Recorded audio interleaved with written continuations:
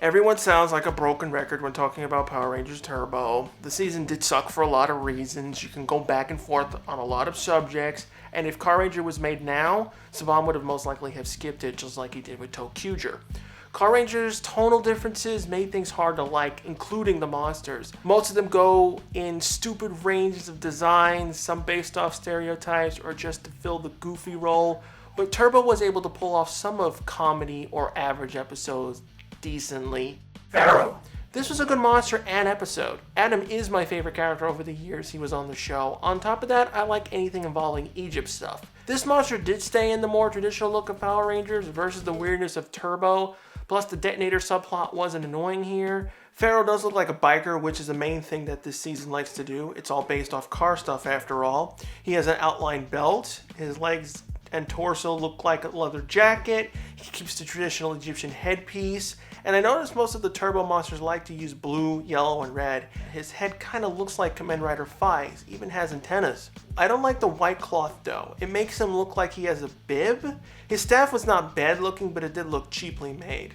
I always wondered if Adam ended up running this stunt show after he quit being a ranger. I know Once a Ranger said he runs a dojo, but he could have been running some sort of combo with this stunt show and teaching martial arts. I can easily see Alpha working at the stunt show when he went back with them.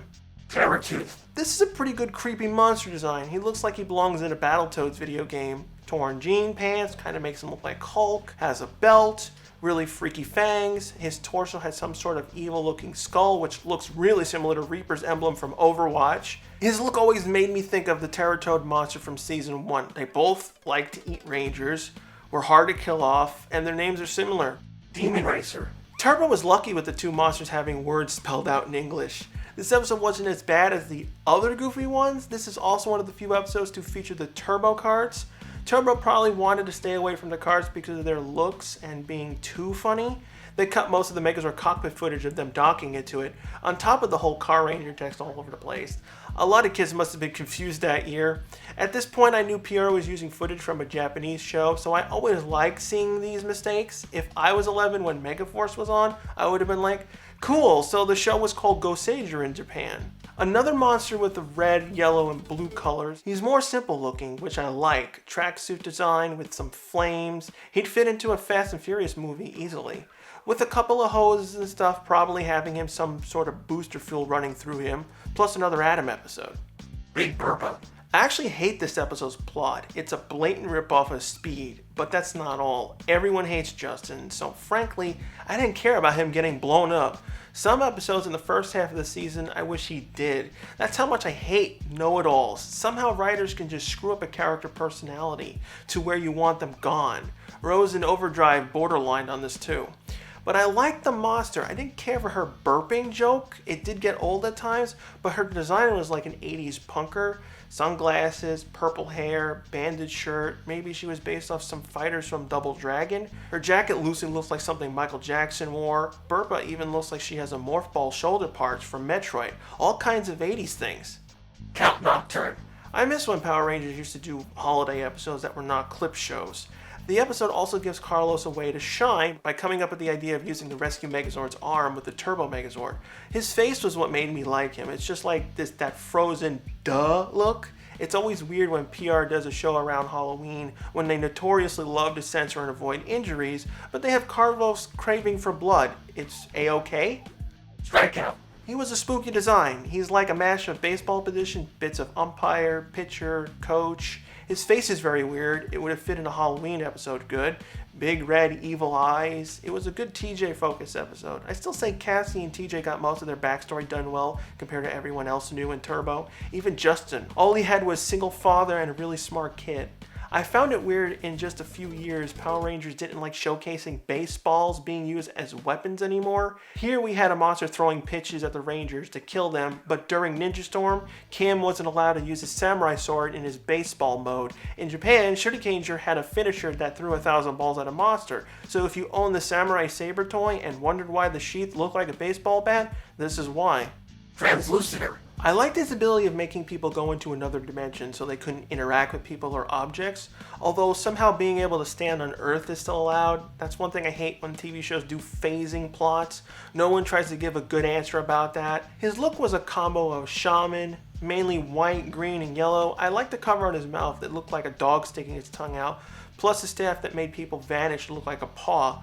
His suit did suck with the really bad flat muscle chest piece. Did the dry cleaners ruin the foam padding? It looked horrible. Electrovolt. Another biker monster. The lightning bolt emblem on him did look cheesy, but that's what made him cool looking for me. But he really didn't scream electric monster. He was mainly red and even had his head look like fire. He also kind of looked like he was in samurai armor, the shoulder guards, and even his face. Plus, Elgar went down with him and dealt with the Rangers personally. I wish Elgar wasn't made such an idiot in Turbo and a little more closer to his Japanese counterpart, because episodes like this make his personality awkward. You can see in many episodes he acts like two different people. Clockster. I think this episode perfectly uses Car Rangers comedy the best, and probably the best time travel episode PR has done, because it doesn't violate all the stupid problems other seasons did. They only focused on stopping, rewinding, and fast forwarding, but sticking to it in a linear way like a VCR. The monster design wasn't anything special, kind of geeky character with glasses, his head, the clock piece that spun around in what direction time was flowing. I do have to say that this was probably the most powerful monster Divatox had, because they could have just went back in time and killed Zordon if they wanted to. Luckily, Phantom Ranger is outside of space-time, or this would have been the final episode of Power Rangers. Mad Mike. This one is my favorite monster for Turbo because of lots of reasons. 1, I love pizza. 2, this was Divatox's only focus episode, and it explored her character well, even though it was a memory loss episode. 3, Rangers being baked into a pizza. You can't forget that giant microwave. It was the stupidest thing the show has ever done and probably will ever do.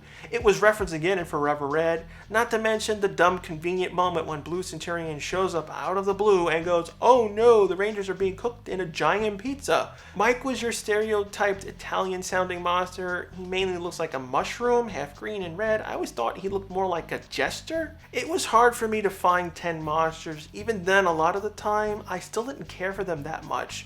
Turbo just had a lot of over-the-top stuff, like it's basically being filled with bulk and skulls everywhere.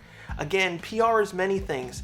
Dramas, sitcoms, action, adventure, but it can't just be one thing. It has to be a balanced combination of many things.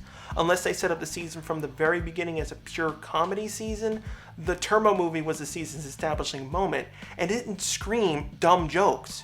You get sidelined when you have these moments, and Turbo cut a lot of the comedy from Car Ranger out, but it still didn't help them. Next week, I'm going to be tackling a controversial subject, the problems in the legendary battle episode from Super Megaforce. I'll be talking about my 10 major disappointments done, including a breakdown on the extended version of the episode. If you have suggestions on other top 10 ideas, please leave a comment below, and also leave a comment on your favorite Turbo monsters. I'd like to know.